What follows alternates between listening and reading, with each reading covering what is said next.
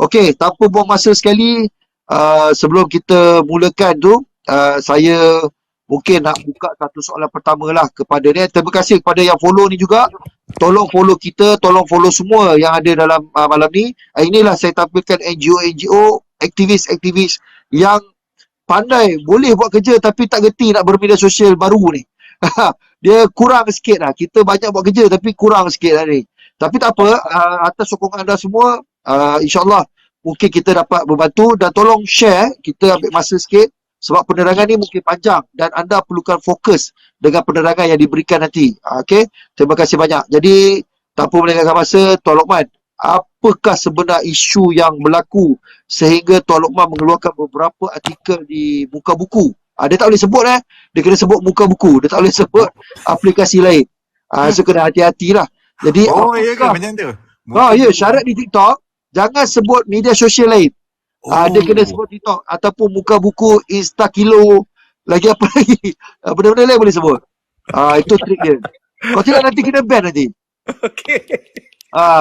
Jadi saya persilakanlah Tuan Lokman untuk merungkai sebagai pengenalan pertama ni, apakah yang sedang berlaku yang dizahirkan dalam muka buku tu yang menyebabkan ramai yang tengah khawatir, tengah risau ni. Silakan. Bismillahirrahmanirrahim. Alhamdulillahirrabbilalamin. Wassalatu wassalamu ala asyrafil anbiya mursalin wa ala alihi wa sahbihi ajma'in.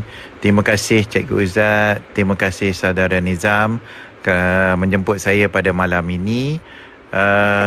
Satu topik saya rasa yang cukup berat dan kita perlu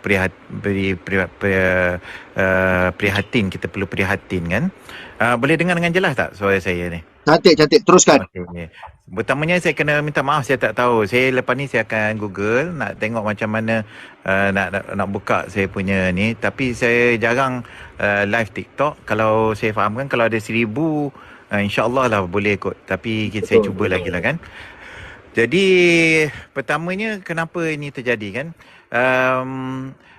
Untuk makluman awam, satu kes di Mahkamah Agung akan berlaku bermula pada 17 hari bulan Ogos. Jadi 17 hari bulan Ogos, kes tersebut adalah kes Nik Alin yang dibawa oleh Nik Alin terhadap saya rasa kerajaan negeri kan. Saya panggil ni kes Kelantan lah kan, kes di Kelantan, kes Nik Alin. Oleh kerana kes ini akan berlangsung, jadi kita sebenarnya tak boleh bercakap banyak tentang kes yang akan berlangsung lah. Cuma pada saya, kita boleh maklum bahawa kes ini mencabar keabsahan lebih kurang 20 peruntukan jenayah syariah enactment Kelantan kan. Jadi itu puncanya lah kan. Itu pokoknya. Jadi apa yang terjadi beberapa minggu lepas bila saya adakan mesyuarat terutama dengan Nizam, saya baru tahu bahawa 17 itu adalah satu tarikh dan bila saya tanya rupa-rupanya tiada pencelah yang masuk. Lepas tu saya berfahamkan satu majlis agama daripada Kelantan menjadi amicus curiae dan satu lagi baru Majlis Wilayah Persekutuan menjadi amicus curiae lah. Jadi saya nak menerangkan pada saya lah. Kalau kita mencelah, maknanya kita menjadi parti kepada prosiding tersebut. Jadi kita boleh kemukakan hujah-hujah kita dan semuanya kena pertimbangkan. Kalau kita jadi amicus curiae, itu pun sudah bagus sebenarnya. Tetapi pada saya berlainan kalau kita berlawan terus. Amicus curiae ni dia katakan kepada friends of the court lah kan. Jadi dia akan minta kebenaran daripada mahkamah untuk berhujah misalnya. Dan terpulang juga kepada mahkamah nak mempertimbangkan atau tidak lah kan. Tapi pada saya, sebab ini isu berat, seharusnya kita berlawan terus lah. Kita masuk terus gelanggang dan kita berhujah secara meluas kan. Kenapa kes ini menjadi keresahan? Kerana kes ini akan mengikut kes Iki Putra. Sebenarnya tak sebenarnya mengikut atau tidak mengikut. Bila kita baca dokumen-dokumen yang dibentangkan di mahkamah, seperti yang saya katakan dahulu, kes ini bergantung kepada kes Iki Putra, kan? Jadi selepas ni saya mungkin tak cerita sangat pasal kes Ning Alin, cuma kita kena tahu bahawa 17 hari bulan ada satu cabaran kepada jenayah syariah di Kelantan yang mana bakal satu deklarasi keluar mengatakan bahawa 20 peruntukan jenayah syariah di Kelantan adalah bercanggah dengan perlembagaan, kan? Implikasinya saya akan terangkan nanti. Jadi saya nak khusus kepada kes Iki Putra lah, kan? Okey. Kes Iki Putra ni berlaku Mahkamah Persuan sekitar saya rasa 2020-2021 lah, kan, 2021. Jadi apa yang terjadi di dalam kes itu adalah, sebenarnya saya ceritakan fakta sikit. Seorang tu dipertuduhkan liwat. Jadi selain daripada membawanya di mahkamah syariah, saya rasa sudah pun disabitkan kesalahan. Mereka membawa isu ini di Mahkamah Persekutuan. Mereka mencabar peruntukan kesalahan liwat di Mahkamah Persekutuan, kan? Now, pada saya ini secara amnya kita boleh tengok, tidaklah, pada saya kita boleh anggap ni macam biasa. Cuma saya nak cakap ni, buat pertama kalinya, kan, kalau tengok hujah-hujah yang dipersetujui di Mahkamah Persekutuan, maka ia telah membuka satu ruang yang sungguh luas yang tidak pernah kita dipertimbangkan, ditentukan oleh Mahkamah Persekutuan sebelum ini. Jadi saya nak terangkan secara amnya, sebelum kes Iki Putra memang ada selalu perdebatan antara jenayah syariah dengan jenayah sivil, kan? Tetapi mahkamah-mahkamah, kes mahkamah cuba mengharmonikan keadaan inilah, kan? Jadi dia pergi pelbagai alasan. Kalau kita nak pergi detail, saya rasa untuk malam ni saya tak pergi detail. Saya pun ada yang terlupa perincian dia secara am tu. Tetapi di dalam kes Iki Putra ni, mahkamah mengambil pendirian yang berlainan langsung dengan keputusan Mahkamah Persekutuan sebelumnya, kan? Malah mengorak satu langkah baru yang pada saya sungguh menggusarkan, kan? Apa mahkamah tentukan adalah begini, ya. Kes Iki Putra ni melibatkan jenayah liwat, jenayah syariah liwat. Selama ini di negeri-negeri berhak menggubal undang-undang jenayah syariah, kan? Sebagai contoh bukan liwat saja, sebagai contoh berjudi, sebagai contoh lagi muncikari, satu lagi minum arak dan pelbagai lagi. Kenapa ini berlaku? Kerana perlembagaan kita menyatakan bidang kuasa untuk menggubal undang-undang syariah ini adalah di bawah senarai 2 ataupun senarai di mana negeri-negeri mempunyai bidang kuasa menggubalnya. Sebab itu, sebelum merdeka lagi, semua undang-undang ini sudah ada. Bila perlembagaan kita wujud, kita mengiktirafnya, kan? Okey. Selama ini dikatakan valid lah, betul tak, kan? Tetapi Iki Putra ni, keputusannya sungguh pada saya terlampau mengejutkan pada saya. Dia mengatakan bahawa bidang kuasa bidang kuasa kerajaan persekutuan adalah kriminal ataupun jenayah. Memang betul penal code semua jenayah, betul kan? Tetapi dia menyatakan bahawa jenayah ni mempunyai ungkapan yang luas. Misalnya kalau mana-mana kesalahan yang mempunyai masuk penjara atau masuk jail ataupun bayar fine, semua ni menunjukkan ianya suatu jenayah. Dan apabila kesalahan itu merupakan satu jenayah, maka ianya bidang kuasa eksklusif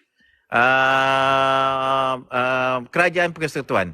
Maknanya persekutuan saja yang boleh menggubal undang-undang berkenaan jenayah. Negeri tidak boleh. Maka dengan itu timbullah satu perselisihan atau pertembungan yang sungguh besar pada saya. Kan? Bermakna bahawa saya telah menulis yang lepas, bermakna selepas ini satu persatu jenayah syariah bakal dicabar dan bakal ditafsirkan sebagai bercanggah dengan perlembagaan. Kerana semua jenayah syariah seperti maklum, kalau kita tak patuh, kalau disabitkan, mesti ada hukuman, misalnya denda ataupun misalnya penjara. Betul tak? Dan ini kalau definisi jenayah, maknanya sama dengan bidang kuasa persekutuan. Kan? Jadi mahkamah tentukan sama ada undang-undang persekutuan wujud atau tidak, negeri tidak ada kuasa untuk menggubal undang-undang tersebut. Kan? Dan jadi sebab itu tahun saya rasa 2021 juga saya dan rakan-rakan peguam menyatakan keresahan kami di dalam akhbar bahawa ini merupakan satu trajektori, satu garis hala tuju yang berlainan langsung yang bakal meruntuhkan segala jenayah syariah. Kan? Sebenarnya implikasi dia lebih luas daripada itu. Kalau beri masa nanti saya cuba terangkan. Saya harap secara amnya saya nak cuba terangkan apa yang terjadi ialah sekarang ni bidang kuasa negeri untuk menggubal undang-undang jenayah syariah sama ada diperkecilkan, kita nak tengok mahkamah yang kes-kes akan sama ada diperkecilkan ataupun dilupuskan langsung. Inilah kesan pembukaan hujah daripada Iki Putra. Iki Putra membuka pintu kepada ini dan sebab itu saya kata selepas ini maka cabaran demi cabaran akan berlaku di mana peruntukan-peruntukan ini akan boleh tidak diabsahkan, tidak dikatakan valid, kan? Faham. Okey, alright. Jadi Tolong ini implikasi yang luas lah. Tapi ada, nanti saya cuba sambung lagi. Mungkin boleh. ada soalan. Kalau nak faham secara dasar dulu, adakah jelas atau tidak, Cikgu Izzat? Secara umumnya bermakna berpandukan kepada kes Iki Putra tadi bakal menyebabkan kesalahan-kesalahan syariah yang lain yang mungkin telah diputuskan atau telah dijatuhkan hukum bakal dicabar semula bagi mengikut mahkamah perundangan yang biasa ni lah. Betul bukan, bukan yang telah diputuskan semula. Maksudnya macam ni. Yang diputuskan semula dah selesai. Tetapi peruntukan yang ada sekarang, semua jenayah sekarang di enactment yang walaupun digubal 20-30 tahun dahulu, kan? Kes-kes di mahkamah tetap selesai, yang dah selesai. Tetapi yang sedang berlangsung dan akan datang, boleh peruntukan-peruntukan ini, jenayah ini boleh dicabar. Dan kalau kita ikut mahkamah ikut kes Iki Putra, maka peruntukan itu adalah menyalahi dan tidak berperlembagaan. Dan seperti Iki Putra, sebab peruntukan itu tidak lagi berperlembagaan, maka tiada boleh disabitkan kesalahan. Baik. Okey, ni ada satu soalan yang mungkin juga kita kena komen juga terus. Adakah isu agama Islam ni bawah kuasa agung? Ataupun kuasa raja-raja? Sebab kita mempunyai satu sistem di mana bidang kuasa Islam adalah di bawah negeri.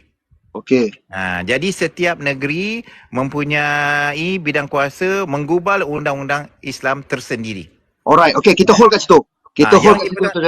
Cuma nak tegas, yang di Pertuan Agong adalah untuk negeri-negeri yang tiada sultan. Jadi dia ada kuasa negeri yang ke atas sultan.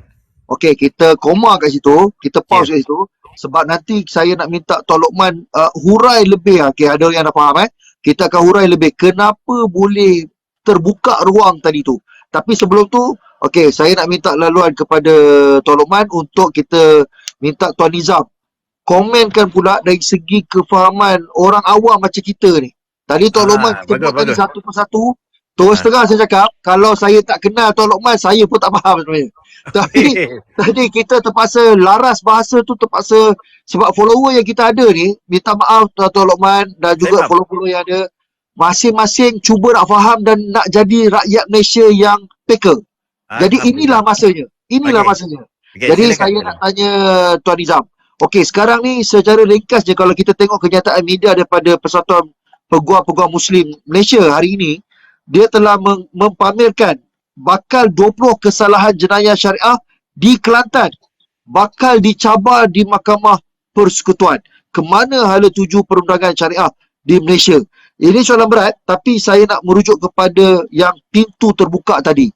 Tuan Nizam, tolong bagi laras bahasa yang betul-betul bagi orang faham apa sebenarnya yang bakal berlaku jika pintu ini dah terbuka oleh kes Iki Putra kepada kesan dia yang lain. Okey, Assalamualaikum warahmatullahi wabarakatuh. Boleh dengar? Ni, Baik, cikgu. clear, Cun. Okey, terima kasih jemput pada malam ni. Saya tak pernah terbabit dengan TikTok ni, malam ni terbabit juga kan. Samalah. Terjebak. Tuan Lokman tadi kan. Jadi, tak apalah. Jadi, terima kasih. Sebab bukan tak sempat. Sebenarnya tak sempat nak fokus pada media ni. Isu terlalu banyak. Okey, secara ringkasnya Cikgu Izzat, kalau kita ni terlibat dengan aktivisme NGO, Melayu Islam, isu-isu ni semua kan, perkara ni bukan baru, perkara ni dah lama kan? Daripada 2006 lagi dah mula ada litigasi strategik. Litigasi strategik ni adalah tindakan undang yang dibuat untuk mengubah perkara-perkara yang ingin diubah kan, perkara dalam perlembagaan, pemahaman dan perlembagaan, banyak perkara lain lah yang dah bergerak daripada tahun, tak silap saya, sejak awal 2006. Zina Joy dan sebagainya. Jadi apa yang orang tak nampak ialah kaitan di antara satu kes kepada satu kes dan kepada satu kes yang sedang berjalan ni kan. Bila kita nampak kaitan tu daripada jalan yang awal, jalan satu, daripada awal dulu tu, dia akan pergi ke hujung ni. Yang sepatutnya kita nampak NGO Islam, Raja-Raja Melayu, ke bawah duli Raja-Raja Melayu, ahli-ahli Parlimen Islam dan semua orang Melayu Islam harus nampak perjalanan tu dia menuju ke mana. Kan? Perjalanan tu dia menuju ke satu arah di mana penafian kepada kedudukan negara ni sebagai sebuah negara Islam yang harus ditadbir dengan undang-undang Islam dan dia harus ditadbir dengan syariat Islamik. Kedudukan orang Melayu dalam negara ni, semua tu menuju ke arah satu trajektori yang akan terhapus tak lama lagi. Bukan terhapus, dihakis satu persatu tak lama lagi. Saya tidak menyentuh mana-mana kes yang sedang berlangsung, tetapi trajektori itu dia menuju ke arah tu. Baik. Kan? Okay? Jadi endgame dia bila kita tengok dalam submission, dalam report yang dibuat, dalam sidang-sidang antarabangsa yang diorang sertai dan sebagainya, hala tuju dia kepada undang-undang syariah ialah mereka cuba untuk menggerakkan satu usaha supaya undang-undang syariah ni hanya mentadbir isu-isu agama Islam yang dekat dengan kita seperti nikah, kahwin dan cerai. Undang-undang syariah di dalam Malaysia ni dia akan tinggal itu saja. Nikah, kahwin dan cerai. Dan putusan kes Iki Putra tu akan membolehkan perkara ni berlaku. Sebab dah ada duluan. Satu duluan yang akan perlu diikut oleh mahkamah-mahkamah kan. Dan kedudukan kita pada sekarang ni pun dengan macam-macam hal yang kita rasa tidak memberi kelebihan kepada kita dan tidak memberi satu support yang cukup untuk memastikan apa yang diperjuangkan tentang sifat negara ni tidak cukup. Jadi itu kesudahan dia. Untuk undang-undang syariah, perjalanannya ke situ. Dia takkan terhapus. Dia takkan hilang. Dia akan ada di situ tapi untuk govern isu-isu nikah, kahwin dan cerai saja. Ini sedang berlaku. Dan ini yang sedang berlaku yang kita tengok satu persatu ni. Kalau kata Cikgu Izzat tahulah, Cikgu Izzat sentiasa dengan pembela. Dulu pun dengan pembela. Sekarang tu masih dengan pembela Ustaz, Cikgu Izzat. Naik turun naik tuntut kan. Macam dia bahasa tu. Kan. Naik turun dari jemput, datang meeting hari-hari kan. Kita ni sampai kadang-kadang segan nak panggil kawan-kawan kita kan. Panggil kawan kita, lepas panggil hari Rabu, hari Selasa nak Khamis nak panggil lagi, macam-macam isu. Macam isu yang baru ni, kita baru meeting je dengan Tuan Lokman dan sebagainya pada hari Ahad kan. Sebab terlalu sibuk, hari Ahad kita cakap, okey, ini sedang berlaku. 17 akan ada satu kes yang mencabar kedudukan undang-undang syariah dalam enactment negeri Kelantan tu. Apa kesan dia? Apa yang kita perlu buat? Apa yang kita perlu gerakkan kan? Itu yang kita bincang. Lepas tu disusuli meeting pada jam 11 malam kan. 11 malam pada hari Selasa dengan Tuan Luqman dan beberapa lawyer lain kan. Concern kita ialah, yang paling kita risaukan ialah ramai orang anggap ini hanya satu kes mahkamah biasa. Satu kes cabaran biasa yang tidak berkait, yang tidak ada hala tuju, yang tidak ada end game, yang kita tak tahu lagi kan ke depan tu. Dan ramai juga di kalangan mereka-mereka yang sepatutnya menjadi penjaga kepada isu ni kan, seolah-olah tak concern. Macam benda ni like nobody business. Yang sibuk ni NGO je lah, NGO Islam kan, dengan lawyer dia. Nampak mereka yang paling risau. Dan bila kita cuba usahakan, saya tengok Tuan Luqman dengan sahabat-sahabat lawyer di dalam kita ada satu perjumpaan kita tu, kita tengok sangat-sangat macam mana nak bawa pihak-pihak yang sepatutnya menjadi penjaga kepada perkara ni ambil berat, ambil peduli, bahawa tak lama lagi last apa akan jadi, last mereka pun takkan ada kerja nanti. Itu yang dia tak nampak kan. Jadi itu end game satu hal. Lepas tu dengan perkara-perkara yang sedang berlaku pada ketika ni, selain pada kes ni, ada banyak kes lain lagi, Cik Wizan. Dalam bulan ni saya ada 3 kes, bulan depan ada 1 kes, bulan 10 ada lagi 2-3 benda yang akan berlaku. Jadi end game dia ke hujung sana tu, kita kena tengok bahawa kedudukan Islam di negara ini, kedudukan orang Melayu di dalam negara ini, kedudukan Raja-Raja Melayu itu sendiri akan terkesan dengan perkara-perkara yang sedang berlaku pada hari ini. Jangan anggap bahawa kes-kes ni ialah kes isolated case kan, isolated case yang tidak ada kena-mengena, yang tidak ada perkara-perkara selain pada perbicaraan kes tu saja kan. Ini dah berlaku dah lama. Pada 2018, kes Indira Gandhi. Kalau mengikut Prof Syam Rahayu dalam interview sebelum ni, dia kata kita sebenarnya concern dan sedar pada ketika kes Indira Gandhi diputuskan pada 2018, terdapat beberapa presiden yang mengubah presiden-presiden sebelum tu. Dan perkara ni sepatutnya kan, perkara ni sepatutnya semua orang yang concern tentang perkara ni, semua orang yang diberi tanggungjawab, yang Allah beri amanah pada mereka kan, memegang jawatan-jawatan di mana mereka perlu menjaga isu ni kan. Ahli Parlimen Melayu Islam, lepas tu Majlis Agama Islam. Sepatutnya pada ketika kes Indira Gandhi itu sendiri pun dah ambil concern bahawa perkara ni semakin lama semakin mendesak, semakin kuat dan semakin memberi efek kepada semua perkara ni. Alright. Prof Syam Rahayu sebut, dia kata daripada 2018 dah kita ambil berat buat sesuatu tapi tak buat sesuatu. Semasa kes Iki Putra, Tuan Luqman Sharif sendiri, Tuan Luqman Sharif usahakan petition 200 peguam mendesak supaya perlembagaan persekutuan tu diubah. Jadual 9 Senarai 2 tu, supaya kes ni tidak memberi kesan kepada undang-undang syariah yang lain. Itu dah berapa tahun dah? 2000 kes Iki Putra 2021. Dah 2 tahun. Kita tak buat apa-apa. NGO Islam hanya boleh desak, hanya boleh jumpa, hanya boleh buat engagement, hanya boleh nasihat, hanya boleh ketuk, hanya boleh cakap kan. Tapi orang yang bertanggungjawab pada ketika tu, mereka diam, sibuk dengan perkara-perkara dia orang, sampai kes yang berlaku pada hari ini semakin lama semakin mengancam kedudukan Islam dalam negara ni. Jadi tolonglah, untuk kefahaman orang awam tu, macam kita lah, kita di bawah ni kan, kita kena faham, orang yang bertanggungjawab untuk duduk menjaga undang-undang kita, membuat undang-undang kita ialah ahli-ahli parlimen yang kita lantik kan. Dan ahli-ahli parlimen yang kita lantik tu ialah atas pilihan kita. Kita letak orang-orang yang tidak bertanggungjawab sekarang ni kan. Di parlimen tu ada ramai orang-orang Islam, orang Melayu yang sepatutnya menjaga perkara ni, yang sepatutnya mengambil berat tentang perkara ni, tapi mereka tak berbuat apa-apa. Jadi kita kena ingat, kalau kita nak buat apa-apa, kita pastikan apa kuasa yang ada pada tangan kita. Orang Melayu, orang Islam dalam negara ni, apa yang ada pada dia, kuasa untuk memilih, kuasa untuk bercakap, kuasa untuk menegur, kita buat. Jangan tak buat langsung. Jadi perkara ni sangat-sangat mendesak kan, Cik Wizan. Itu saja.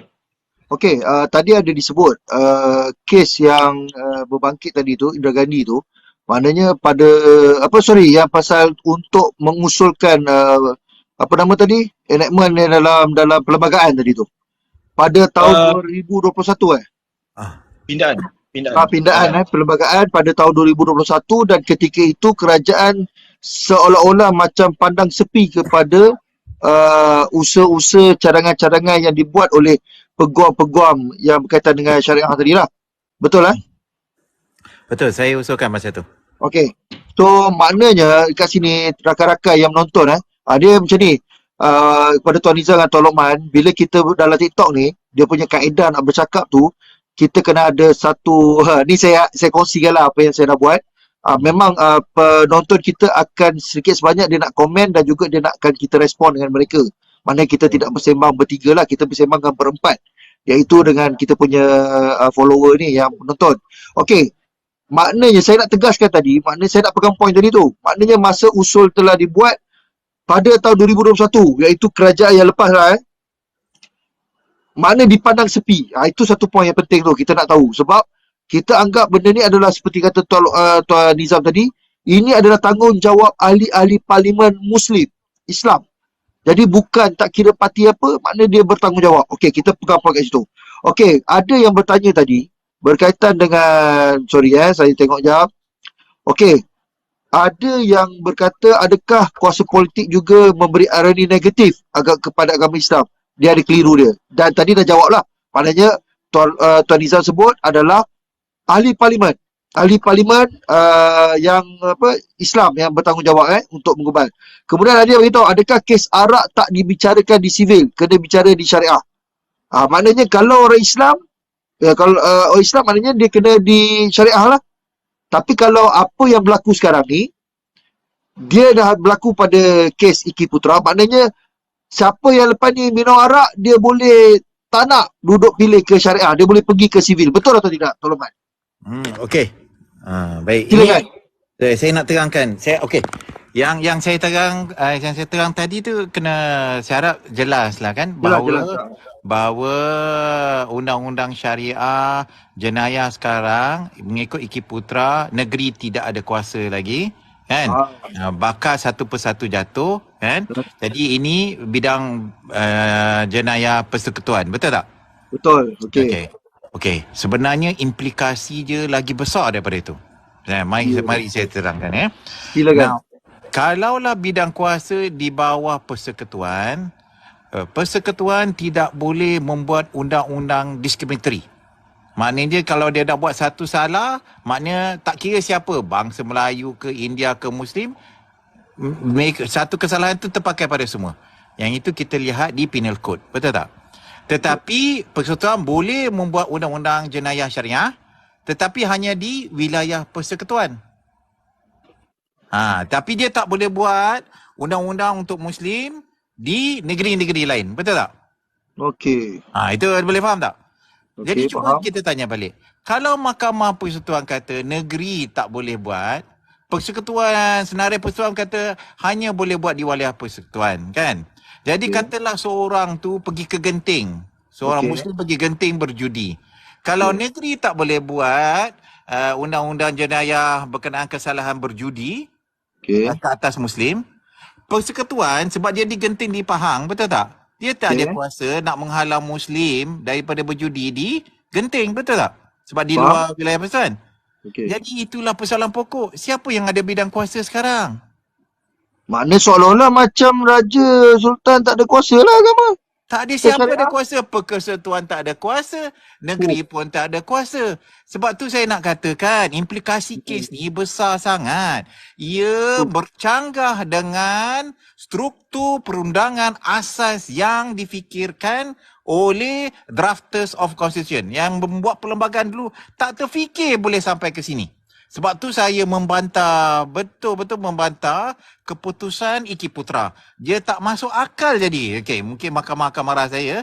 Tetapi pada saya, hujah-hujah, kesan-kesannya dah tak betul dah. Kan? Sebab ada pihak lawyer cuba argue dia, tapi dia tak terfikir bahawa kalau negeri tak ada kuasa, federal pun tak ada kuasa nak buat keadaan Islam, takkanlah perlembagaan bagi kelompongan tu wujud kelompongan. Sebab itu ini sudah tak kena. Sebab tu Betul. saya kata kalau Mahkamah Persekutuan mengambil keputusan begini, kita tidak ada cara lain kecuali untuk meminda perlembagaan dan menjelaskan kepada kehakiman bahawa inilah batasan-batasannya. Sebab tu kami juga dari dulu lagi, rakan-rakan mencadangkan perlembagaan perlu dipinda. Permasalahan sekarang adalah nak pindah dulu kena 23. Jadi susah nak dapat 23, betul tak? Betul.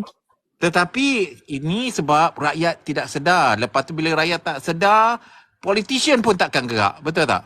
Betul. Okey. Sekarang ni kita ada cabaran, kan? Kalau ada cabaran ke sini, hari tu dah jatuh satu peruntukan. Kalau kita tak betul-betul, nanti jatuh 20 peruntukan lagi. Termasuk minum arak, termasuk berjudi misalnya, kan. Kalau ini jatuh, macam saya kata tadi, tak ada siapa ada bidang kuasa. Nanti umat Islam boleh berjudi suka hatilah. Ini mengubah struktur, langsung mengubah struktur undang-undang kita yang saya katakan tadi. Sebab itu ini merupakan satu cabaran yang sangat besar dan kita perlu sedar. Sebab tu pada saya bangkitkan bahawa kalaulah sudah begini, takkan tak ada majlis yang agama kita sanggup turun, kita lawan habis-habisan, betul tak ni? Betul. Itu yang saya mahukan melihatkannya lah. Sebab ramai tidak tahu kes ini berlaku pun. Sebab tu sekarang ni dalam proses kesedaran supaya semua mengambil tindakan. Kan? Membicara. Cuma mesyuarat dengan pembelian tu terlampau baru sangat. Saya tak ada masa. Sebenarnya masa kita terlalu suntuk dan sebenarnya sukar rentak filing ni. Tetapi pada saya daripada tak buat apa-apa, kita cuba juga. Baik. Saya panggil lawyer, panggil academician semua. Pada malam Nizam kata, sebab saya waktu siang saya kerja, dia orang kata sebelah malam lah. Dia orang alhamdulillah malam tu ramai turun, kan. Lepas tu berbagi semua lawyer yang terlibat daripada negeri, daripada majlis pun turun, terangkan apa terjadi. Lepas tu kita cuba selesaikan apa perlu buat. Yang paling pertama sekarang kita kena berani kita kena patut mencelah. Kalau majlis agama tak mencelah, kan maknanya tak ada siapa lagi nak mencelah, siapa lagi nak lawan, betul tak? Betul. Sebab tu saya minta kawan-kawan kalau boleh kita gerakkan atau kita cuba influence majlis agama supaya pada saya kalau elok mencelah tetapi sekurang-kurang menjadi amicus. Kan? Tapi pada saya elok kita mencelah, kalah pun tak apa, tetapi kita berlawan, berjuang, kan, mempertahankan konsep undang-undang di bawah Islam di bawah negeri. Itu yang penting pada saya, kan. Kalau tidak, percayalah pada saya dari dulu satu persatu akan jatuh. Kita tunggu sajalah. Okey. Tuan Loman, terima kasih. Ada satu soalan yang agak akan menuju kepada kita punya perbincangan juga sebenarnya. Persatuan lawyer-lawyer ataupun peguam-peguam Muslim kena ambil tanggungjawab beritahu majlis raja-raja. Okey, Tuan Loman, saya nak Tuan Loman ataupun saya bagi Tuan Loman dulu, kemudian saya minta Nizam juga komen.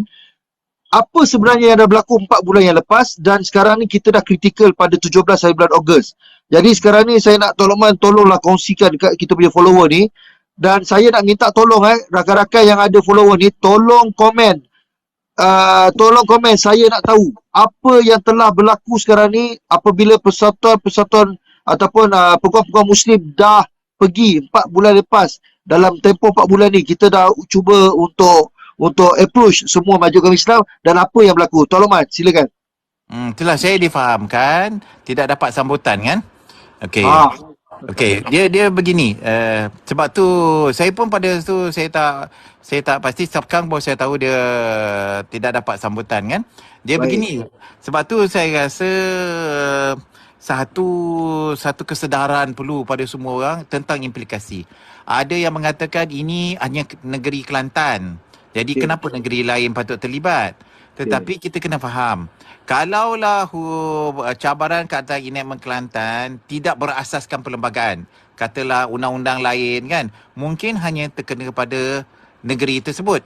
Tetapi kalaulah satu cabaran mengatakan peruntukan itu, katalah berjudi itu melanggar perlembagaan, ataupun negeri tidak ada bidang kuasa untuk menggubal undang-undang jenayah berkenaan dengan judi, kan? Maka negeri-negeri lain pun tidak ada bidang kuasa tersebut. Yang ni yang ramai tak faham. Bukan tak faham, tak sedar misalnya kan. Implikasi dia meluas sebenarnya kan. Sebab tu saya cuba terangkan sentiasa bahawa apabila orang mencabar sesuatu berasaskan perlembagaan, maknanya dia akan terkesan kepada ramai dan semua. Okey. Kan? Jadi sebab tu saya rasa kena tulis. Lepas tu alhamdulillah sekarang sebenarnya banyak yang cuba bergerak sekarang kan. Tapi sempat tak sempat satu, ada yang tak nak gerak. Tapi itulah saya minta semua sekarang waktu yang suntuk ni kalau boleh berjumpa, kita gerakkan Majlis Agama Islam kita supaya mengambil terlibat ataupun mencelah di dalam kes tersebut. Kan? Jadi sama ada bagaimana keputusan itu nanti saya ceritakan. Pada saya kalah atau menang itu cerita isu lain kan. Tetapi sekurang-kurangnya kita mempertahankan kedudukan syariah sekarang. Jadi orang boleh tahu kita tengah berusaha dan berjuang katanya, jadi ramai akan ikut. Kan? Baik. Kalau tidak bukan apa, kadang-kadang orang akan menang free je. Dia tak ada macam tak. Okey, maknanya Tok Lumah sebut tadi, bila berlaku perkara ni di Kelantan, maknanya Majlis Agama Islam yang lain konon-kononnya tak nak mencelah atas sebab kononnya tak ada kaitan. Sebab konon negeri Kelantan. Saya tak tahu. Saya on the ground saya tak tahu sama ada ni berlaku. Cuma saya nak kata mungkin ramai yang tidak pernah. Okey, saya terus terang. Enactment Kelantan mempunyai beberapa peruntukan yang tidak ada di negeri-negeri lain. Seperti hudud itu dia buat kan. Tetapi kalau dia cabar tu mungkin tidak terkesan kepada negeri-negeri lain. Tetapi dia mencabar 20 peruntukan.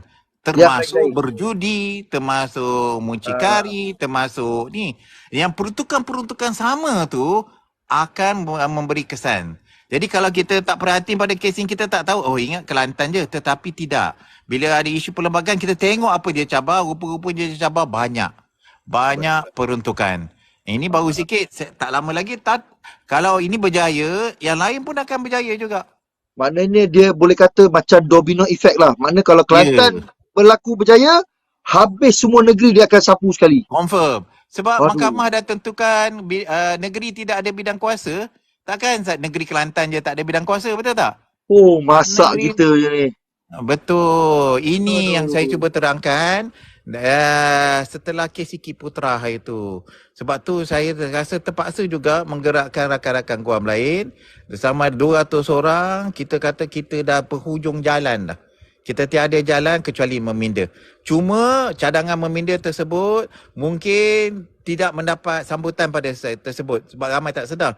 Tapi saya harap kali ini lebih ramai sedar, kan? Lebih ramai ingin tahu, dan kalau boleh kita bersatulah. Sebab saya nak terus terang. Dalam kita nak buat berbagai undang-undang. Misalnya baru-baru ni kita nak hapuskan akta hasutan. Isu menyekat 3R. Sebelum ni kita nak pindah perlembagaan berkenaan kewarganegaraan. Kita nak pindah kita sudah undi 18 misalnya kan, dan pelbagai lagi. Semua ni pada saya bukan agenda kita sebenarnya. Kenapa semua ni boleh lulus, termasuk pindah perlembagaan? Kenapa ini yang merupakan mempertahankan syariah yang ada sekarang ni tak termasuk? Jadi kita kena fikir, takkan kita nak luluskan perkara-perkara lain, tetapi yang memberi kesan kepada kita, yang patut prioriti, kita tak ajukan. Tak munasabah pada saya. Kita ikut je rentak. Tak cukup pada saya. Kita kena ada, ini yang kita nak buat, kita semua sehaluan, kita minta. Kan? Baik. Itu pada pandangan saya. Baik. Terima kasih Tuan Loman. Okey. Komen daripada Tuan Nizam. Ialah domino effect tadi tu. Dan apa yang berlaku sebenarnya? Majlis agama ada ke yang kata tak nak terlibat, tak nak apa benda ni. Jadi tolong Tuan Nizam. Okey, kita ni sebenarnya kita ada masalah macam apa yang Rasulullah SAW sebutlah kan. Kita ni ramai, kita ni kuat, tapi kita ni macam buih-buih di lautan kan. Jadi senang-senang jadi pecah-pecahkan macam tu je. Diratah oleh serigala-serigala lapar ni kan. Kerana apa? Satu sebab kita bila kita tengok sahabat kita kat sana kena apa-apa, dia tak buat apa-apa kan. Dia rasa macam itu tak ada kena-mena dengan dia. Sedangkan apa yang berlaku ni, setiap satu kes yang melalui proses mahkamah, pergi ke mahkamah persekutuan, apabila pergi ke mahkamah persekutuan, dia membabitkan persoalan perlembagaan.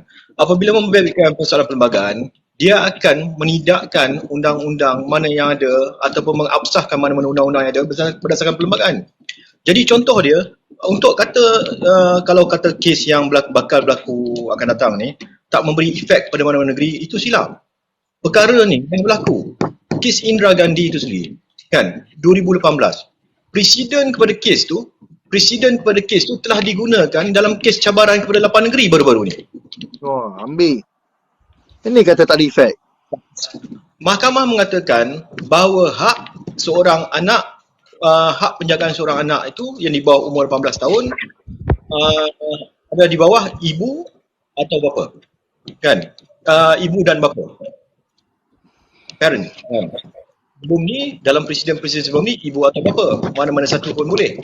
Jadi bila kes tu berlaku, presiden yang digunakan sejak 2018 ialah mana-mana ibu bapa yang bercerai dalam kes hak perebutan anak antara dua agama ni, maka mesti dapat izin antara kedua-dua ibu bapa tu, which is impossible kan. Memang takkan dapat. Kesian anak-anak mualaf kat situ. Dan daripada kita tak buat apa-apa pun, pembela dah tuntut supaya Perlembagaan Persekutuan dan Bahasa Melayu dia angkat sebagai teks sahih dah berapa lama, sampai sekarang tak ada kan. Kita tahu bila guna terjemahan bahasa Melayu dia ada ibu atau bapa, tapi dalam tafsir mahkamah yang buat dalam kes Indira Gandhi tu disebut ibu dan bapa dalam bahasa Melayu, tapi dalam kes tu dia kata ibu dan bapa kan. Kes tu tahun 2018 telah digunakan sebagai duluan untuk mencabar undang-undang 8 negeri. Sekarang ini 7 negeri. Negeri Pahang dikeluarkan sebab undang-undang dia tak sama, tak melibatkan perkara tu. Jadi 7 negeri sekarang ni berada dalam proses di mahkamah tinggi sekarang ni kan, untuk mencabar masih mahkamah tinggi Kuala Lumpur untuk cabar peruntukan tu untuk dibatalkan sebab ia tidak selari dengan perlembagaan. Bayangkan itu satu je perkara 12.4 di dalam enactment negeri tu, pentadbiran untuk hak penjagaan anak tu, satu saja pun dia dah pergi ke 8 negeri dah. Sekarang ni 7 negeri. Bayangkan 20 perkara ni. 20 perkara ni, apakah perkara ni takkan digunakan sebagai presiden untuk pergi mencabar undang-undang semua negeri-negeri ni. Tiap-tiap satu negeri akan dicabar selepas ni kalau ada pihak yang cuba mencabarnya. Jadi kena ingat, domino effect tu akan berlaku. Kita ni dalam satu keadaan di mana kita ni macam dululah. Dulu bila perang Kublai Khan Genghis Khan nak pergi serang satu kawasan tu, dia tahu orang kat kawasan kampung tu bersatu. 2, 3 kampung satu. Dia hantar surat kepada dua-dua ni. Mana-mana satu yang perang dengan dia kan, tak melawan dia tak kacau. Dia pergi serang yang mengacau dia. Lepas tu dengan yang tak pergi perang tu pun kena sekali kan. Kita ni silap kat situ lah. Kita tak sedar benda ni, kita akan terefek. Semua sekali akan terefek. Kalau kata benda ni berlaku di Kelantan, dia akan efek negeri Johor, dia akan efek negeri Sembilan, dia akan efek semua negeri. Selepas ni, bukan setahun, mungkin tak 2 tahun, 3 tahun ke 4 tahun ke depan tu, dia akan berlaku. Jadi kena sedar, ini tidak ada seorang pun takkan terkena dengan perkara ni. Dan kalau sayang sekali lah, malang sekali lah dalam kes yang bakal berlaku 17 bulan ni, dalam perbincangan, dalam mesyuarat yang kita buat dah beberapa hari dah ni, susun atur ramai sahabat-sahabat lawyer kita untuk berjumpa majlis-majlis agama Islam negeri untuk memujuk jadilah sahabat mahkamah, jadilah apa intervener dalam tu, masuk campur, hantar wakil, sebab mereka adalah kenai untuk terbabit dengan kes ni. At least kita tunjuk solidariti kita. Walaupun kemungkinan besar akan kalah, macam-macam kemungkinannya ada, tapi janganlah mengalah macam tu saja kan. Masuklah, buatlah apa-apa sesuatu yang kita boleh dapat daripada kes ni. kan. Dan kemudian kita susun satu perkara-perkara ke depan tu, pindahan perlembagaan, desakan datang ke depan tu, macam-macam lah. Jangan tak buat langsung, kan. Ini belum apa-apa dah tidur, kan. Makan tidur je kita ni, kan. Kena sedap. So, baik. Okey, terima kasih Tuan Nizam. So sekarang ni saya nampak ramai yang dah mula mempersoal lah. Ramai yang mula dah mula khawatir dah, mula risau sekarang ni. Ada yang bagi tahu kenapa Menteri Agama tak bertindak, kenapa Majlis Agama yang lain, negeri-negeri lain yang tadi disebut tadi tu tak nak mencelah, tak nak apa, tak nampak ke perkara ni. Jadi sebenarnya saya nak bagi tahu semua follower yang ada. Hari ni kita dah ada 222 orang lebih yang menonton live, 230 orang. Kita nak bagi tahu bahawa yang kita tampilkan ini, saya nak tampilkan bagi tahu yang mungkin tak kenal tadi, yang di sebelah bawah ni Luqman Sharif adalah pengurusi pembela yang juga seorang peguam. Barisan dia ada persatuan peguam dia, dan di atas adalah Tuan Nizam, iaitu Setiausaha Agong Pembela, iaitu gabungan NGO. Jadi mereka berdua ni adalah, saya juga adalah bersamalah dengan pembela yang lama pun daripada awal dulu. Pembela dan juga Persatuan Peguam Muslim dan juga Persatuan Peguam dah buat tindakan usaha yang telah dibuat, tapi tak dapat sambutan daripada Majlis Ugama Islam. Ini yang kita nak minta tolong anda semua follow-follow yang ada, tolonglah bersama dengan kami, tolonglah ikut rapat, dan saya akan kedepankan tentang tentang info-info yang sedang berlaku, dan kita nak minta tolong semua ramai-ramai bersama dengan kami pembela untuk kita desak Majlis Ugama setiap negeri pergi mencelah pada 17 hari bulan 10 atau 17 hari bulan 8 ini. Ini yang saya nak minta tolong anda semua. Kita dah tak ada dah. Dan juga mungkin pembela lah, saya nak bagi cadangan kepada pengurusi dan juga SU Agong, mungkinlah kita nak minta satu desakan terbuka kepada semua pimpinan politik Islam, ahli parlimen terutamanya. Kita nak minta diorang tahu, kalau boleh mungkin keluar satu kenyataan media ke, kita kongsikan nanti, kita sharekan nanti, kita bahaskan nanti, supaya semua orang yang ada dalam ni bersama-sama. Sebab ada Majlis Ugama Islam sendiri pun ada yang tidak mahu mencelah, tidak berminat untuk mencelah dalam kes pada 17 hari bulan ini, yang mana bakal memberi kesan yang sangat besar seperti Tuan Lomar sebut. Jadi anda yang kat luar sana, saya nak tanyalah, anda dah faham sikit atau tidak sebenarnya apa yang berlaku, yang telah dibincangkan? Sebab apa? Kita nak pergi lebih dalam sikit lagi ni. Kita nak bagi laluan kepada Tuan Luqman dan Tuan Nizam untuk terangkan sikit lagi, apakah kesan yang betul-betul memberi kesan kepada undang-undang syariah kita, iaitu agama Islam sendiri. Dan saya nak tanya Tuan Luqman, apakah kesan yang bakal berlaku yang mungkin ada kaitan terkait ataupun memberi kesan kepada institusi raja kita setiap negeri? Minta tolong Tuan Luqman. Jadi dia beginilah kan.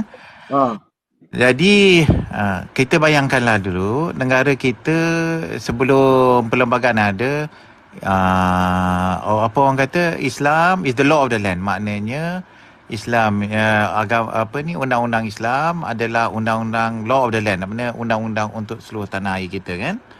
Bila masuk perlembagaan, sebab itu banyak benda ini diiktiraf daripada kuasa dulu yang luas, tetapi diperkecilkan lagi kan, sebab ada perlembagaan, tapi dari segi agama berkenaan dengan jenayah syariah semua kita kekalkan, betul tak kan?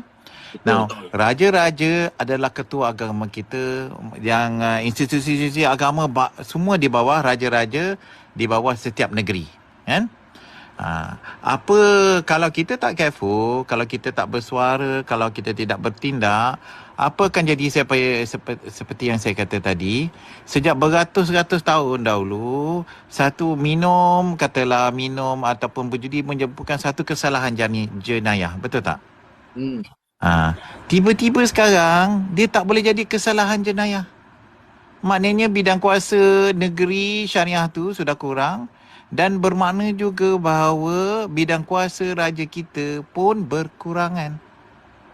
Semua ini dulu di bawah, sebenarnya sampai sebelum Eka Putra, semua ni adalah di bawah bidang kuasa negeri dan raja-raja kita sebagai ketua agama kita. Jadi sebab itulah saya rasa ia mengurangkan kata pengaruh ataupun mengecilkan peranan, kedudukan bidang kuasa raja-raja juga pada saya. Kan? Pada saya yang paling saya risau adalah sosial nilai budaya kita akan berubah selama-lamanya kalau kita tidak bertindak. Yang selama ini kita pegang, yang selama ini termaktub dalam undang-undang, yang kita kalau ini berlaku, kalau kita tak pindah perlembagaan, kita akan hilang selama-lamanya. Sebab itu kita kena bersatu terhadap perkara ini. Saya ambil pernyataan saya bukan nak beli majlis-majlis daerah, majlis-majlis agama ke mana. Kita nak cuba mengatakan bahawa kita mahu majlis-majlis agama ini membela kepentingan syariah dan membela kepentingan kita. Kita katakan we want you to be our champion and defending us.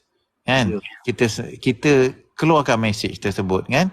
Jadi bagi dorongan mereka supaya terlibat semua dan mungkin saya rasa lah ramai yang tidak sedar kesan kes yang bakal daripada Kiki Putra lagi dan kes-kes yang seterusnya kan. Jadi lebih baiklah kita berwaspada apabila berlaku cabaran berdasarkan perlembagaan ni. Kita bersuara mengatakan kita memang tak setuju. Kalau ada sesiapa nak bawa kes ini, kita akan turun ramai-ramai. Kita akan mencela, menentangnya. Kalau dia bawa ke mahkamah, kita lawan habis-habisan. Jadi barulah. Kalau tidak setakat ni, dia lawan satu sama satu.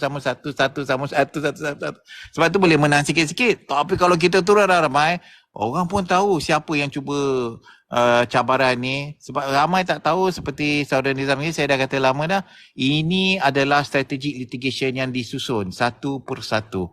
Dan ini malam ni saya nak fokus Kiki Putra sebab banyak lagi yang saudara Nizam kata daripada basic structure, daripada Indira Gandhi, semua banyak lagi. Sebab tu saya nak kumpulkan supaya kita ada satu strategi yang merangkumi semua. Tetapi tak sempat buat tu, tiba-tiba kes ni meletup. Tak apa, kita maklumkan kepada rakyat, kita terang kepada rakyat satu persatu kenapa ni. Sebab pada saya selepas ni antara cabaran besar adalah basic structure. Tapi itu hari lain. Baik. Sebab kita nak pindah perlembagaan, pada kita ini struktur asas perlembagaan, kita tidak mahu orang lain fikirkan menyatakan ini bukan asas perlembagaan. Baik. Pada kita ini asas perlembagaan. Dan kalau kita rasa rakyat jelata merasakan asas perlembagaan, kita nak kata ke dalam perlembagaan, ini patut dipatuh. Dan tidak boleh ada orang ada interpretasi lain. Sebab tu beza saja. Konsep ni penting. Bukan patutnya asas perlembagaan ditentukan oleh rakyat, oleh dalam perlembagaan, bukan ditentukan oleh beberapa orang saja.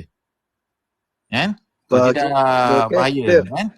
Okey, saya harap ni tak apalah, itu satu sebab ini permulaan malam ni. Indira Gandhi pun memperkenalkan basic saja. Indira Gandhi pun ada isu hak-hak mualaf kan. Tetapi tak apa. Pada sekarang ni sebab masa terdesak ni 17 ni sekurang-kurangnya kita kumpul semua tenaga kita. Kalau boleh kita galakkan siapa lagi, dorongkan semua lain supaya kita tumpu pada ni untuk dapat masuk berhujah dan berdebat di dalam kes tersebut. Memang masa terlampau suntuk tetapi sekurang-kurangnya kita lakukan apa yang boleh. Kan? Okey, Tuan Luqman, saya tanya soalan lah, mungkin kita pun dah 11.30 malam. Alhamdulillah. Saya nak tanya Tuan Luqman, apakah sumbangan yang kami rakyat biasa ni yang tengah menonton, ramai yang tengah follow ni, apakah sumbangan kecil kami yang boleh kami bantu dari segi contohnya, adakah kita boleh turun beramai-ramai pada 17-8 ni di Kelantan atau macam mana? Okey. Fasa 1 pada saya yang pada macam Cikgu Izzat buat, macam ramai yang buat sekarang, sebenarnya memberi kesedaran kepada ramai orang. Bila saya tengok ramai sangat share, menteri sebab atas usaha semua kan, share ni menyatakan kegusaran, kerisauan. Datuk Seri Zulkifli pun dah sekarang buat statement. Jabatan Kehakiman Syariah pun dah buat statement. Mengalu-alukan, mahukan badan-badan NGO yang berkenaan dengan Islam mencelah ataupun terlibat dalam kes tersebut. Kan? Baik. Ini apa yang korang buat ni cukup baik. Sebab sekarang ni tak ada kesedaran. 2001 tu sebab tak ada kesedaran, dia tak jalan. Bila ada kesedaran, bila semua orang kata risau, bukan apa, lepas tu politician pun lepas ni akan ikut kita. Sebab kita selalu sangat ikut politician, biar politician ikut kita. Ikut kita. Ya, betul. Ini ayat bagus ni. Kan? Kalau Kita buat macam tu. Kalau kita buat petition tak boleh ke, Tuan Rahman? InsyaAllah. Tapi ada saya tunggu angle satu lagi. Saya macam I said, nanti saya tunggu satu angle satu lagi. Ada satu detik event yang perlu berlaku. Lepas tu mungkin saya masukkan petition supaya semua orang dapat menunjukkan bahawa beratus ribu orang ataupun berjuta rakyat mahukan badan-badan agama kita terlibat secara langsung mempertahankan kepentingan kita. Alright. So kalau macam tu, boleh tak saya nak tanya semua yang tengah menonton, 300 orang malam ni kira ramai juga. Saya nak tanya siapa yang bersama dengan pembela, tolong komen. Saya bersama. Saya nak tengok berapa ramai. Dan ada tadi saya nak bagi tahu pembela kita ada yayasan. Yayasan pembela kita sebenarnya memang ada kita sediakan tabung untuk memberi bantuan. Kita nak bagi tahu yayasan pembela ni adalah yang membantu. Kalau dulu siapa pernah tengok kes pasal rider-rider kita yang dibawa ke mahkamah, dituduh konon merusuh lah apa semua, kita tolong. Jadi inilah yang kita nak minta tolong anda semua. Anda tolonglah bersama kita, tolong follow tolong follow pembela official dan follow juga kita punya pengerusi kita Luqman Sharif, follow TikTok dia. Kerana apa? Dengan cara kita nak desak ni, okey, ramai yang dah komen bersama saya nak minta tolong anda semua untuk kita sama-sama follow cucuk rapat dengan kes ni supaya 11 bulan 8 ni 11 bulan 8 pula 17 bulan 8 saya dengan ini ni saya nak bawa hukuman lah secara live ni kepada Tuan Luqman, kepada SU Agong Pembela. Saya dengan bersama follower-follower saya pada 17 bulan 8 ini di Kelantan, saya akan turun bersama-sama dengan Barisan Peguam. Di Mahkamah Persekutuan tau ni. Mahkamah Persekutuan KL sebab tu saya kata cabaran perlembagaan mesti hanya boleh dibuat di Mahkamah Persekutuan. Okey, mana di Putrajaya lah Di Putrajaya. Okey, so 17 bulan 8 saya akan turun ke Putrajaya. Nasib baik Putrajaya, kalau di Kelantan jauh. Okey, maknanya siapa yang nak bersama dengan saya, tolong follow rapat bersama pembela. Kita akan turun ramai-ramai 17 bulan 8 ni. Saya bukan nak suruh mogok bukan apa. Kita nak tunjuk solidariti kita. Kita bersama dengan pembela, bersama dengan peguam-peguam kita. Siapa setuju, komen setuju. Saya nak tengok berapa ramai.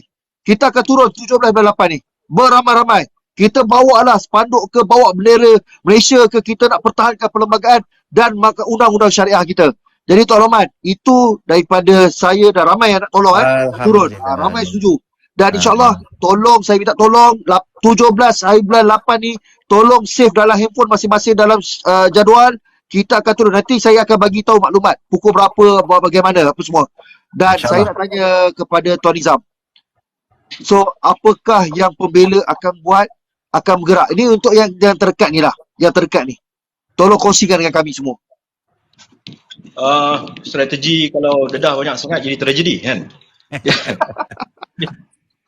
Jadi antara yang terawal yang kita gerakkan ialah itulah mesyuarat dengan para peguam pada hari Selasa itu. Penjelasan daripada Tuan Luqman sendiri pada selepas meeting hari Ahad tu. Jadi bila bantuan daripada Cikgu Izzat dan ramai lagi, benda ni tersebar luas dan mendapat perhatian ramai. Lepas tu antara perkara yang kita boleh buat sekarang ni yang tengah diusahakan ialah untuk memujuk, mengajak Majlis Agama Islam mencelah. Bukan setakat Majlis Agama Islam saja.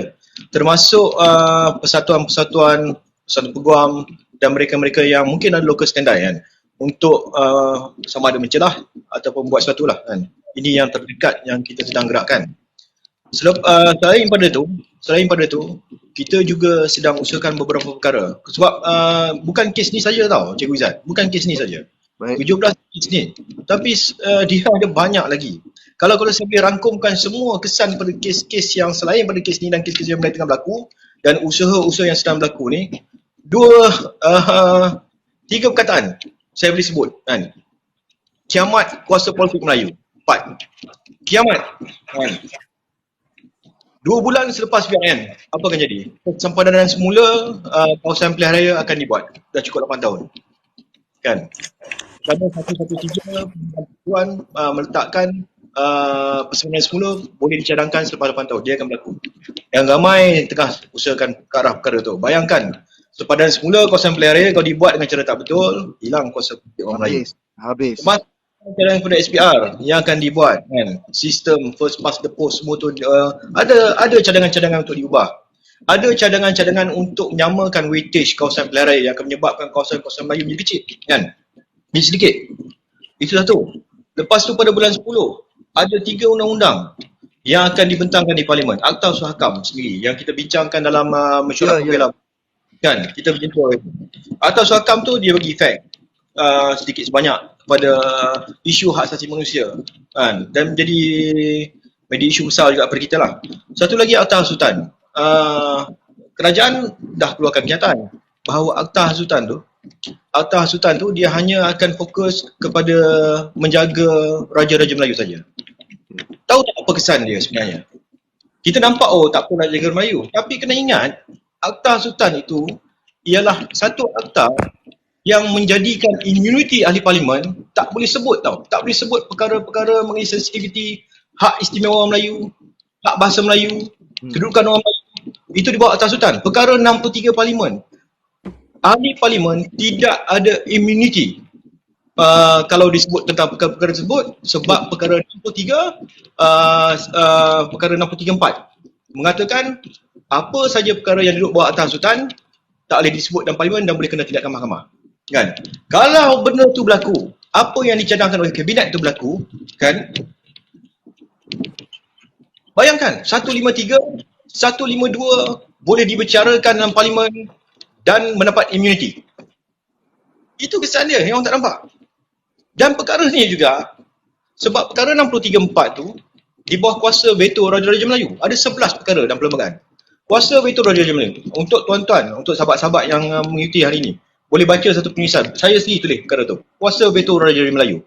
Dia ada 11 perkara. Salah satu pada dia adalah perkara 63(4) tu dalam Perlembagaan Persekutuan. Dan kalau perkara ni dicabut, makna dia menghakis kuasa Raja-Raja Melayu itu sendiri. Bila kuasa Raja-Raja Melayu itu dihakis, satu persatu, kuasa undang-undang syariah di bawah Raja-Raja Melayu. Allahu Akbar. Perkara ni pun di bawah Raja-Raja Melayu. Lama-lama Raja-Raja Melayu tak ada kuasa.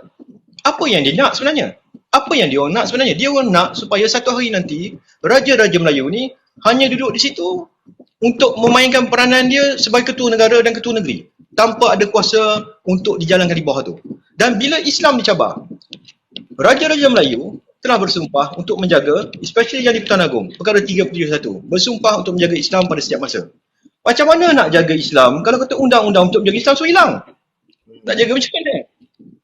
Eksekutif yang dapat amanah pada dia untuk jaga perkara tu tak boleh jalankan kuasa, tak boleh jalankan tindakan. Lama-lama bila isu ni timbul, orang nak cuba jumpa raja-raja kita. Tuanku, tolonglah bantu kita. Tuanku pada waktu tu tak boleh nak buat apa. Ya. Sebab undang-undang untuk menangkap, untuk membuat tindakan dan sebagainya dah tak ada, dah tak wujud. Maka apa akan jadi pada waktu tu? Orang akan menganggap apa fungsi kita punya ni kat situ. Jadi ke sampai satu tahap di mana kita punya hak, kuasa politik kita, hak keistimewaan kita semuanya hilang, boleh dicabar dan sebagainya, dan kuasa Raja-Raja Melayu sendiri dan terefek. Dan orang akan menganggap what's the point? Kan? Minta bantuan tapi tak boleh nak bantu. Dia orang ke satu tahap di mana last kali macam mana perancangan-perancangan yang dibuat sebelum yang kita dengar tu, yang grup-grup anti monarki, grup-grup anti raja-raja ni buat, last kali akan jadi kenyataan. Kita di sini yang cuba protect perkara tu, kita yang masuk ke dalam banyak kali. Belum lagi yang masuk ke dalam. Kita nak jaga perkara ni, kita cakap tentang perkara ni, kita yang kena. Kan? Yalah. Sebab tu dari segi pembela, insyaAllah lah, Kita dah rancang tapi belum buat. Kita ada kesepaduan gerak kerja kita berkaitan dengan semua isu-isu inilah. Baik. Jadi hari itu kita dah panggil tapi kita perlu gerak kerja untuk menerangkan dan menyelesaikan menanangi isu ini. Kan? Banyak betul. isu sebenarnya. Dan macam Tuan Nizam kata, dah lah kita tak boleh cakap pasal ni. Lepas tu satu persatu dihakis kan. Jadi Yes. apa yang tinggal seperti saudara Nizam katakan. Itu memang Baik. tepat lah kan. Okey, baik. So, Okey, terima kasih banyak. Macam mana Nizam? Sikit lagi. Jadi Alright, silakan. kita ni cuba pertahankan perkara tersebut kan. Kita cuba pertahankan perkara tersebut, kita cuba pertahankan keluhuran perlembagaan tu sendiri kan. Kedaulatan undang-undang, kita cuba pertahankan perkara tu. Yang mengancam ni pihak-pihak sebelah sana tu kan. Pihak-pihak yang ada agenda dan sebagainya tu kan. Without naming mana-mana pihak kan. Baik. Yang kita ni cuba bertahan, beli kita pula yang jadi macam orang yang dianggap sebagai ancaman pada perkara ni kan. Itu yang sedihnya dalam perkara ni. Okey, so itulah tadi ada yang tanya saya takut ada soalan yang terlepas tadi. Kalau boleh komen balik. Okey, 17/8 ni apa yang akan berlaku sebenarnya di Mahkamah Persekutuan? Tolong Man. Tak, sebenarnya kes ni baru bermula lah. Baru bermula Baru bermula. Jadi dia akan kemukakan hujah. Saya kurang pasti berapa hari kan. Kita tengoklah macam mana. Adakah Mula-mula dia nak buat online. kalau kata kita turun beramai-ramai nanti, adakah dia memberi kesan ataupun macam mana? Apa yang boleh buat? Ialah menunjukkan solidariti lah. Mungkin kalau majlis agama di sana, kita boleh tunjuk solidariti dengan majlis agama, NGO Islam yang terlibat kan. Baik. Tapi kita civil, tapi kita boleh menunjukkan kita solidariti bersama-sama dan menunjukkan bahawa ini memberi kesan kepada kita dan kita ada legitimate right of concern. Memang kita ada hak sebenarnya untuk ini yang memberi kesan kepada kita, betul tak? Dan Betul. bersuara dengan ni.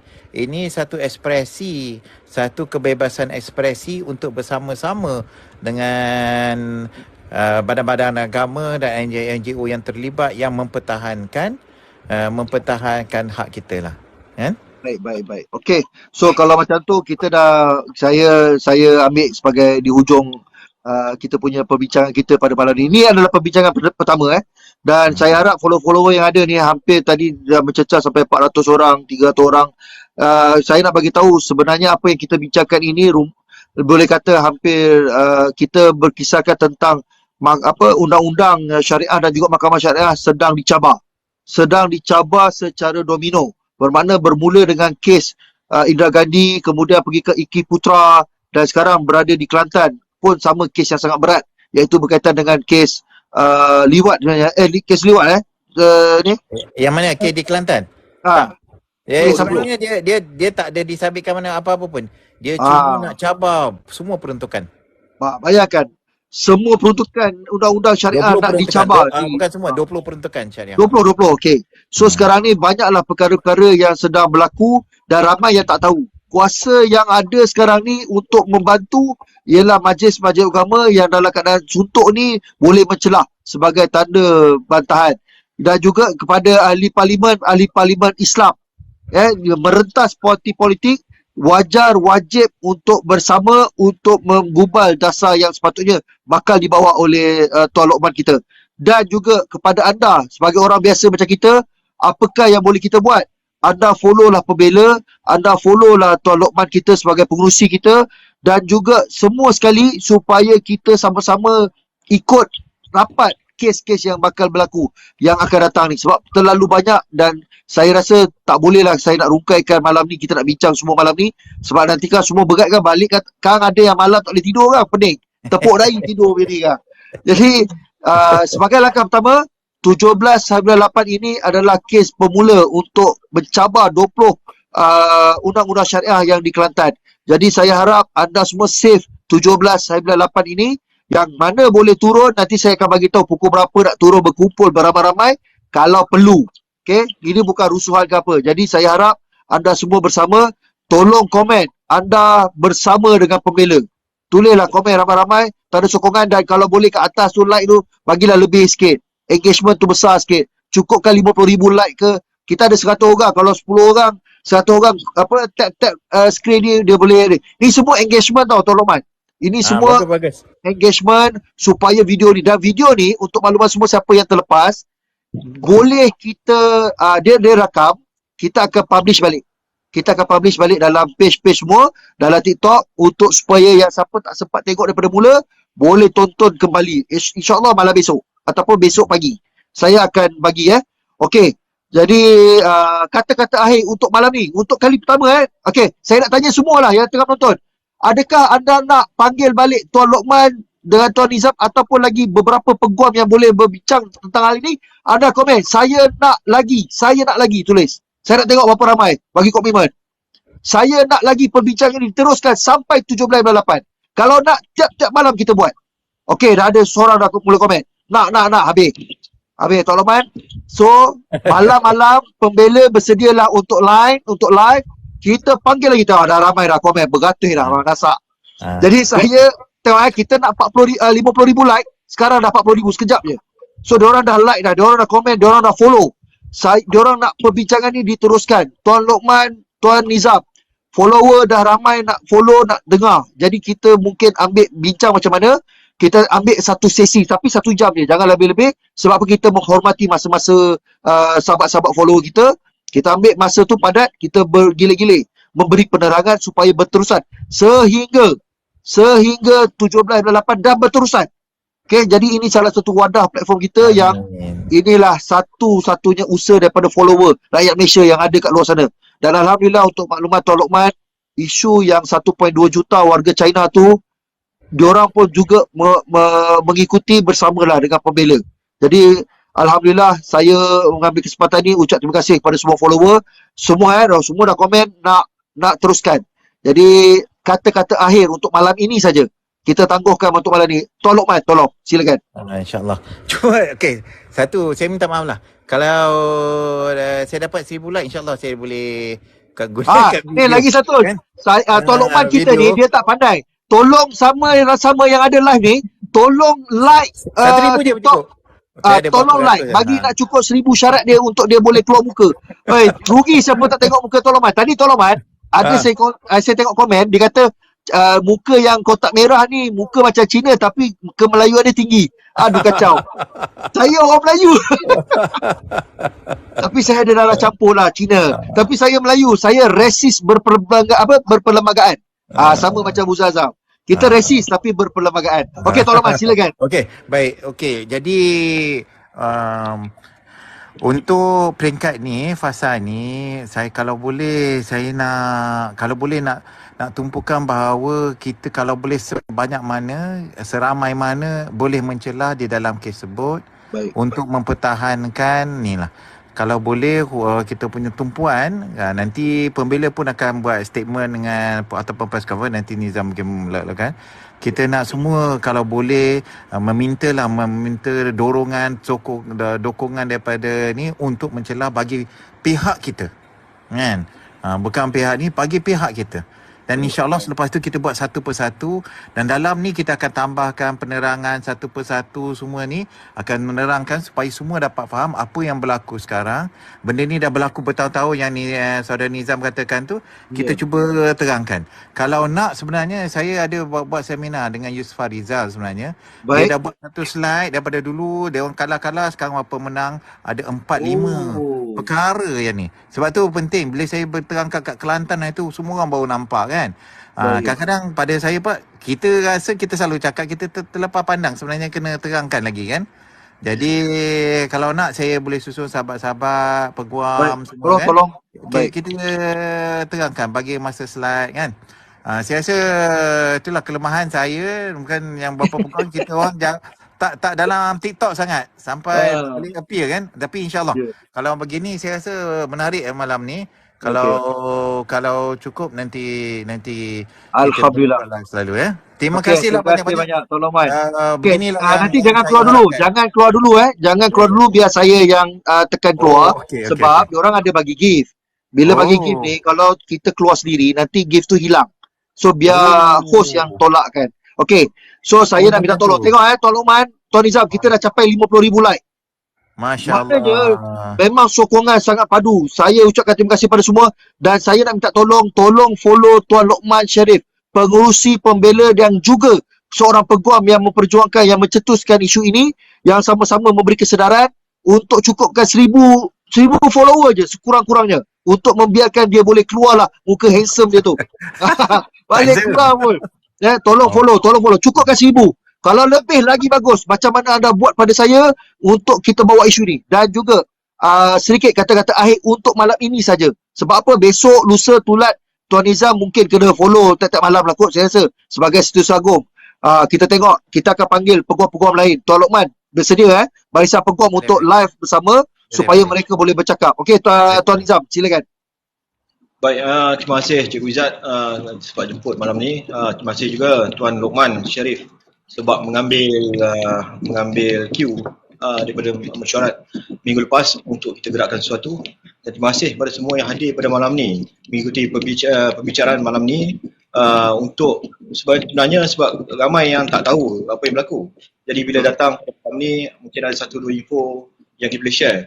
Tapi untuk pengetahuan semua perkara ni just tip of the iceberg kan. Dia satu daripada yang besar yang akan berlaku, yang banyak. Jadi kalau kita tengok satu persatu yang akan berlaku selepas ni memang amat merisaukan. Jadi saya ucap terima kasih pada semua yang hadir pada malam ni. Jom sama-sama kita kan. Apa kita boleh buat? Sebenarnya tiap-tiap orang kita boleh buat satu kan. Boleh buat satu. Follow pun dah cukup dah kan. Follow cukup. Sebarkan balik dah cukup. Untuk bercakap dengan kawan-kawan kita pun dah cukup kan. Kita ada kaki, tangan, kita ada mata, kita ada mulut, kita ada apa yang ada pada kita cuba gerakkan untuk membantu usaha ni kan. Sebab saya rasa tanpa pergerakan daripada NGO-NGO Islam ni, saya rasa di luar sana dia agak slow kan. Jadi kita pun bukan kerja kita ni. Tuan Lokman dia ada kerja dia nak buat. Cikgu Izzat ada kerja dia nak buat. Saya juga ada kerja saya kita buat. Kadang-kadang kita terpaksa tinggal kerja-kerja ni kan. Terpaksa tinggal kerja ni kan. Habis kan. Sabtu, Ahad sampai tengah malam kita buat kerja ni kan. Terpaksa. Jadi bila ada sokongan daripada tuan-tuan ni, dia bagi semangat insya-Allah. Rupanya bukan 3-4 orang yang buat kerja ni kan. Ramai lagi menyokong di belakang. Terima kasih banyak kepada semua. Assalamualaikum warahmatullahi wabarakatuh. Okey, salam. Okey, jadi itu saja. Terima kasih pada sekali lagi. Saya tinggalkan seorang yang baru masuk, mungkin yang baru follow. Ni Tuan Lokman Sharif, iaitu pengurusi pembela yang juga barisan peguam yang berjuang untuk menjaga kita punya tahap ataupun perundangan tentang syariah Islam terutamanya. Dan di atas ialah saudara Nizam, Setiausaha Agung kepada pembela, iaitu pembela ni adalah gabungan NGO Melayu Islam yang dah lama dah, daripada zaman himpunan Bantah Aisat. Kita NGO bukan ada kaitan dengan parti-parti politik, tak ada langsung, tak kaitan. Kita hanya bersama-sama. Tetapi anda sokongan penyokong-penyokong yang ada sekarang ni dah mula naik balik 180 lebih. Tolonglah follow Tuan Lokman supaya sebab Tuan Lokman ni dia kurang bermedia sosial, dia banyak buat kerja saja. Dan itu yang tadi ada timbul kata ada NGO, mana NGO buat kerja sebenarnya, cuma tak sampai di media sosial. Itu kekurangan yang ada. Sebab apa? Kelebihan dia buat kerja, kekurangan dia kurang media sosial. Jadi saya nak tambah, saya selalunya on Facebook, TikTok saya. Jangan sebut. Dia sebut muka buku. Muka buku. Sama juga dengan saya. Saya pun lebih kepada muka buku. Kami semua lebih kepada muka buku. Cuma sekarang ni ada kelebihan sikit dekat TikTok. Betul. Jadi kita gunakan follower yang ada daripada saya ni, mereka memang betul-betul dah bersama dengan saya untuk bersama pembela. Mereka dah berjuang bersama-sama dan dah ikut dah. Sebab apa? Perjuangan mereka dah buktikan Tuan Lokman. Mereka follow saya untuk kita hantar surat kepada KDN baru-baru ni. Alhamdulillah. Jadi ini salah satu usaha yang diberikan kepada follower yang ada bersama dengan saya untuk bersama pembela. Jadi insya-Allah saya minta tolong semua follow Tuan Lokman dan juga tolong follow Pembela Official. Cuma ada satu soalan saya nak tinggalkan. Macam mana nak jadi pencelah ni? Apa kos dia? Berapa? Apa komitmen kos nak jadi pencelah ni? Kalau ramai jadi pencelah, kalau ramai-ramai mungkin kita boleh buat crowdfunding. Siapa setuju nak buat crowdfunding untuk jadi pencelah, tolong komen. Setuju tak kalau anda nak buat crowdfunding? Ini kita nak kena tolong ni. Kita nak kena tolong. Tuan Lokman, macam mana tu Tuan Lokman? Pada saya majlis agama ini pada saya fisabilillah lah kan. Okay. InsyaAllah. Saya rasa kos dia tak, kos guaman dengan kos kehakiman Dia bergantung setakat mana, sejauh mana kes ni akan diteruskan lah kan. Saya rasa taklah tinggi sangat kan. Right. Tapi setakat ini untuk majlis agama saya rasa patut boleh tampung lah kan. Yang perlu dia kalau NGO yang terlibat. Kalau macam kami lah, macam NGO ni, picisan ni, kalau kata kita nak masuk mencelah jadi, juga. Satu kos lawyer, satu lagi sebenarnya kos mahkamah lah. Maksudnya kita nak mendaftarkan, kita nak masuk filing. Kos mahkamah taklah tinggi sangat. Tapi kos lawyer tu yang kena ni kan. Tapi kalau dapat lawyer yang sanggup pro bono, bukan pro bono, yang sanggup. Yang pro bono, yang ambil kos asas. Ya, yang sanggup membantu kan. Jadi insyaAllah lah tak tinggi sangat. Sebab kos lawyer ni ada pelbagai. Ada yang kalau betul-betul expert dia rate dia lain kan. Alright. Tapi nanti kita boleh bincang. Nanti kita bincang balik. Tapi janganlah bagi free langsung. Maksudnya sekurang-kurangnya ada kos-kos asas tu. Mungkin sahabat-sahabat TikTok ni boleh bantu kita buat crowdfunding. Kita declare mana-mana sumbangan boleh disalurkan juga di Yayasan Pembela. Untuk makluman semua, kepada yang nak bagi sumbangan, kita boleh pergi ke Yayasan Pembela official untuk bagi sumbangan. Sumbangan tu anda tulis untuk urusan guaman, untuk urusan perundangan. Anda tolonglah hantar. Okey, nanti insya-Allah kita akan sediakan platform untuk bagi sumbangan. Dan untuk makluman juga, untuk makluman pembela, Amal Sejagat kita ada satu website yang rasmi kita ada satu kolom untuk sumbangan yang kita declare. Maknanya berapa masuk, berapa keluar, ada dinyatakan secara online. Terus, macam mana yang kita tengok ada misi rakyat, apa semua kan. So, kita Amal Sejagat ada sediakan semua itu, tapi kita tak aktifkan lagi sebab setakat ni kita boleh bergerak sendiri lagi. Tapi kalau dah melibatkan kes guaman ni, saya rasa kenalah ramai-ramai umat Islam di Malaysia ni, paling kurang pun dia menyumbang RM1 lah paling kurang pun. Supaya kita dapat bergerak untuk usahakanlah nak mencelah ke, nak apa, kos kita nak hantar pengguaman ke apa benda semua. Jadi insyaAllah daripada saya itu saja, dan saya akan lepaskan Tuan Lokman dan juga Tuan Nizam untuk saya rap dengan semua follower-follower saya. Okey, itu saja. Terima kasih banyak Tuan Lokman. Saya akan keluarkan sekarang. Alright. Terima kasih. Assalamualaikum. Alright. Okey. Inilah kepada semua. Okey, siapa yang nak bersama NGO Islam Melayu, tolong komen bersama. Inilah kita nak rap 2 minit lagi. Siapa nak bersama, tolong komen nak bersama. Saya nak tengok anda punya komitmen yang betul-betul serius, yang betul-betul follow. Tolong tulis nak bersama. Saya nak perlukan semangat ni. Kita ada 2 minit je. Pukul 12 tepat kita off. Tolong. Terima kasih banyak. Okey, alhamdulillah. So inilah report Inilah report yang saya akan bentangkan dalam mesyuarat NGO. Anda semua nak bersama. Anda dah buktikan anda nak bersama. Ni Bendahari Amal Sejagat. Bendahari NGO saya pun ada. Tuan Abang Hairun Azmi pun ada juga. Okey, terima kasih banyak. Anda telah membuktikan anda memang hebat. Anda tidak tinggalkan saya keseorangan, anda tidak tinggalkan NGO keseorangan. Dan saya nak minta maaf. Memang NGO Melayu Islam buat kerja sebenarnya. Tapi kami macam tadilah di muka buku kita ada aktif. Tapi di TikTok ni ramai yang orang otai-otai lama ni dia kurang sikit. Termasuklah saya. Walaupun saya ni muda sangat. Tapi saya kurang kat TikTok dan alhamdulillah kerana anda membuatkan saya terus boleh bersama. Terima kasih yang dah komen bersama. Saya nampak majoriti lah. Alhamdulillah 158 orang. Tadi kita hit 400 orang. Dan kita nak cuba lagi. Kita nak bagi kesedaran lagi. Dan 2 isu besar ni berkaitan dengan isu 1.2 juta warga China pun kita penting Rambut panjang sikit look Malay. Alamak saya suka rambut macam ni. Macam Kim Jong-un. Okey, terima kasih. Ingat tadi Tuan Lokman ada sebut. Anda mainkan peranan anda macam Tuan Nizam sebut tadi. Anda main peranan anda. Anda follow, anda sebarkan, itu adalah satu usaha. Anda sebarkan video-video TikTok, anda satu usaha. Anda komen, anda bersama malam ni, itu adalah usaha kita bersama. Anda tidak tinggalkan kami. Aku ingat Kim Jong-un cakap Melayu. Okey, anda tak tinggalkan saya, anda bersama dengan kita semua NGO Islam. Tak apa, anda follow lah artis suka-sukaan anda. Anda follow lah pelawak-pelawak yang ada. sebab kita suka. Dan anda follow lah kami NGO Islam ni. Sekurang-kurangnya aktivis macam saya ni, adalah kita kekuatan untuk kita bergerak. Okey, itu saja daripada saya. Terima kasih banyak. Tepat pukul 12 kita tutup majlis kita malam ini, perbincangan kita. Kita tangguhkan, insyaAllah besok kita akan jumpa lagi. Hari keempat kita tunggu surat kita diberi respon daripada Menteri KDN. Alhamdulillah dah 44k. Alhamdulillah. Sikit lagi, tolong bantu saya cukupkan 50k. 50k follower. Saya nak minta tolong anda, tolong cukupkan 50k follower.